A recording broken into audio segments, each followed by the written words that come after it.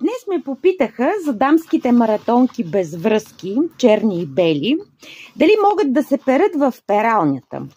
Значи, по принцип, всяко нещо може да се пере в пералнята, но според мене, когато мине на центрофугата, всяка обувка си разваля целостта.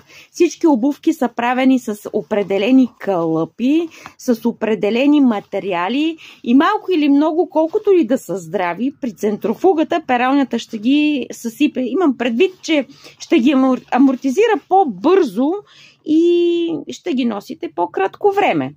А иначе те са направени от много олекотени материали, с изключително еластична подметка, мрежест текстил отгоре и с номера от 36 до 40. Цената им е 20 лева, а за други въпроси, поръчки или запитвания пишете под